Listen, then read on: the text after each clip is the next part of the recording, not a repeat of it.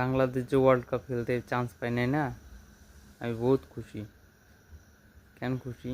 এই যে আমাদের বাংলাদেশে এসে জিম্বাবুয়ে আগে আমাদের মান সম্মান বাঁচায় যেত, কোনো দেশ হয়তো না, বাংলাদেশ যেত। আর বাংলাদেশ কোন পর্যায়ে আজকে গেছে, আর জিম্বাবুয়ে কই গেছে? Table topper. অস্ট্রেলিয়া শ্রীলঙ্কা থাকা সত্ত্বেও বাংলাদেশ করতে পারতো, ভালো করতে পারতো না, ভালো করতে পারতো না। আজকে জিম্বাবুয়েতে সিকান্দার রাজা আছে, পাকিস্তানের জন্ম। আজকে ওই জিম্বাবুয়েতে যায়া ক্যাপ্টেন, আবার ম্যান অফ দ্য ম্যাচ, আবার লিড কইরা জিম্বাবুয়েকে টেবিল টপার কইরা আবার সুপার 8 নিয়ে গেছে। আমার বাংলাদেশের প্লেয়ার পারতো, ভালো পারতো না।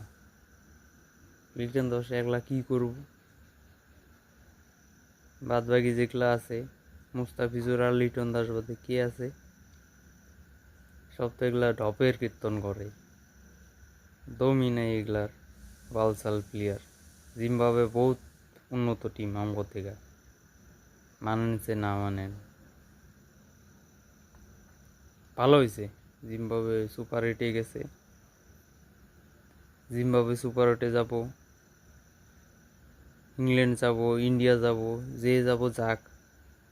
আমাকে বাংলাদেশ যদি খেলতো তাহলে এই খালি প্লেন খরচা করে ওই শ্রীলঙ্কায় যাইতো, ইন্ডিয়াতে যাইতো, বালসাল ফালাইয়া তারপর আবার বাড়িতে ফিরে আইতো। এই বালসাল প্লেয়ার যায়ও নাই, ভালোই হয়েছে। বালছিরাগুলা গেলেও বালি ছিঁড়তো যায়া। বাল ছিঁড়ার বদলে সেলুন খুইলা দাড়ি চুল কামাও তোমরা। এই দাড়ি চুল কামাইয়া 2-4 টাকা কামাইয়া ঘরে নিয়ে যায় সংসার কাটো। এখন তো আইপিএলের থেকেও তোমরা বয়কট করছো। আর যেমন প্লেয়ার, বালের প্লেয়ার, তোমরা 6ই মারতে পারো না।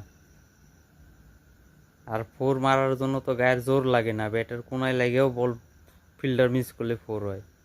তাহলে আর হরলিক্স কিনা খাও চুলদারি কাইটা, 50 বছর পরে দেখা যাব যদি ভুটান, নেপাল এরা ওয়ার্ল্ড কাপ জিতার পরে যদি আমগো বাংলাদেশ জিততে পারে। এই বালের বাংলাদেশ নিয়ে আমগো গর্ব কইরা লাভ নেই। আমরা বাল ছিঁড়া একটা দেশ।